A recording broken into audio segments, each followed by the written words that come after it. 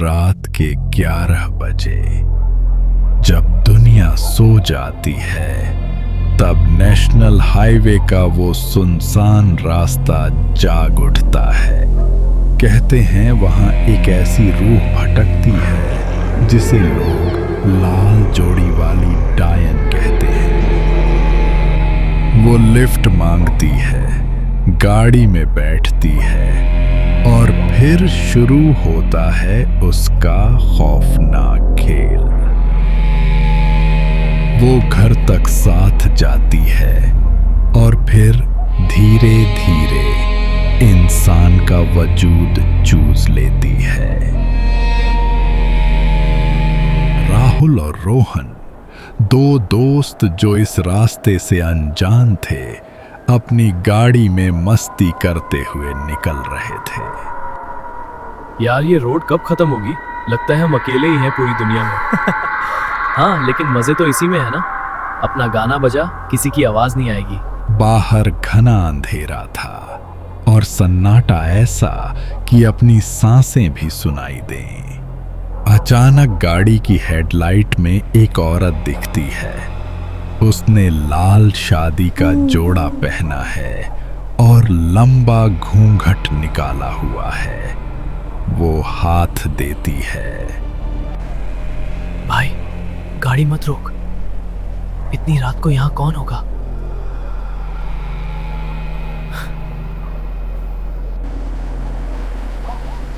अबे कोई मुसीबत में हो सकती है, देख तो सही। राहुल कार रोकता है। औरत पिछली सीट का दरवाजा खोलकर बैठ जाती है। ठंडी हवा का एक झोंका कार में दाखिल होता है। कार चलने लगती है।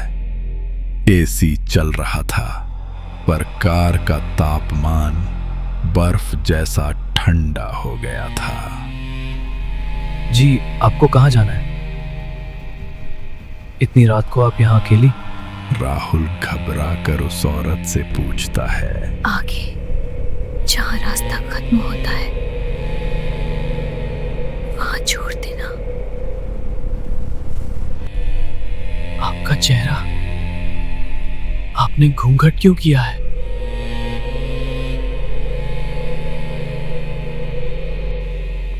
मेरे रिवाज मुझे इजाजत नहीं देते, पर आए मर्द मेरा चेहरा नहीं देख सकते। राहुल ने मिरर में देखा तो उसे पीछे सिर्फ एक खाली लाल जोड़ा दिखा। चेहरा अंधेरे में डूबा हुआ था। राहुल गाड़ी रोकता है। औरत उतरकर अंधेरे में गायब हो जाती है। राहुल और रोहन एक दूसरे को देखते हैं। भाई, मुझे अजीब लग रहा है। ऐसा लग रहा है जैसे वो गई नहीं है, अभी भी यहीं पीछे बैठी है। चुप कर, डरता क्यों है? चल घर निकलते हैं। वो औरत कार से उतरी तो थी, पर उसकी रूहानी ठंडक अब भी वहीं पिछली सीट पर जमी हुई थी। हवा में फैली उस पुराने इत्र की महक चीख चीख कर कह रही थी कि वो कहीं नहीं गई है। वो अब भी वहीं बैठी थी, बस अब वो दिखाई नहीं दे रही थी। रोहन को ड्रॉप करके राहुल घर पहुंचता है। उसे लगता है पीछे कोई चल रहा है, पर पीछे देखता तो कोई नहीं होता। घर में उसकी पत्नी अंजलि उसका इंतजार कर रही। और तुम्हारे कपड़े इतने ठंडे क्यों हैं? खाना लगा दूं? भूख नहीं है। इतना कहकर राहुल बेडरूम की तरफ चला गया। वक्त बीतता गया, पर राहुल उस कमरे के अंधेरे में कैद होकर रह गया। उसकी आंखों की चमक बुझ चुकी थी और उनकी जगह काले घेरों ने ले ली थी। जैसे कोई अंदर ही अंदर उसका खून पी रहा हो। राहुल, बात करो मुझसे। डॉक्टर कह रहे हैं तुम्हें कोई बीमारी नहीं है, पर तुम ऐसे क्यों हो गए हो? वो घंटों तक उस खाली दीवार को एकटक देखता रहता। वह जिंदा तो था, पर उसकी रूह उस रात की डायन के कब्जे में जा चुकी थी। रोहन घर आता है और राहुल को देखकर भाई, मैं हूं दंग रोहन। रह जाता है। राहुल कोई रिएक्शन नहीं देता। हमें किसी डॉक्टर की नहीं, किसी बाबा की जरूरत है। ये राहुल नहीं है भाभी। उस रात उस रास्ते पर जो हुआ वो कोई इंसान नहीं थी। रोहन एक बाबा को लेकर आता है। बाबा कमरे में कदम रखते ही ठिठक जाते हैं। बहुत देर कर दी तुम लोगों ने। वो अकेला नहीं आया था, वो उसे अपने साथ लेकर आया जो कभी पीछा नहीं छोड़ती। यह सुनकर अंजलि फूट फूट कर रोने लगती है।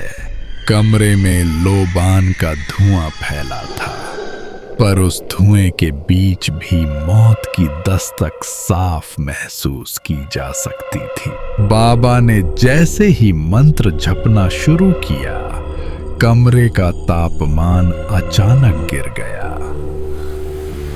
राहुल का शरीर बिस्तर से हवा में उठने लगा और उसकी गर्दन अजीब तरीके से मुड़ने लगी। छोड़ दे इसे, तेरा ठिकाना वो अचानक रास्ता है। इस राहुल बात की के जान मुंह नहीं। से एक औरत की डरावनी हंसी गूंजती है। राहुल की आंखें पूरी तरह सफेद हो चुकी हैं। इसे मैं नहीं ले जा रही बाबा, यह खुद मेरे साथ आया था। जो मुझे एक बार लिफ्ट दे दे, उसका घर मेरा ठिकाना बन जाता है। अब यह मेरा है। अंजलि, गंगा जल छिड़को और दिया बुझने मत देना। बाबा ने एक अभिमंत्रित कील दीवार पर ठोंक दी। एक जोरदार धमाका हुआ और वह लाल पोशाक वाली आकृति राहुल के शरीर से निकलकर दीवार से जा चिपकी। बाबा ने अपनी पूरी शक्ति झोंक दी और उसे एक ताबीज में कैद करने का प्रयास किया। कुछ पल की खामोशी छा जाती है। राहुल एकदम से बिस्तर पर गिरता है। राहुल, वह हाँफ रहा है, पर होश में है।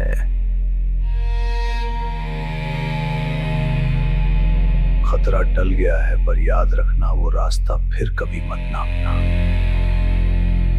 कुछ रूहें लिफ्ट नहीं, जिंदगी मांग। राहुल ठीक हो गया। घर में खुशियां लौट आईं, पर क्या वाकई सब खत्म हो गया था? वो राहुल जो लौट कर आया था, वो राहुल था ही नहीं। असली राहुल तो उसी रात उस हाईवे के सन्नाटे में कहीं खो गया था।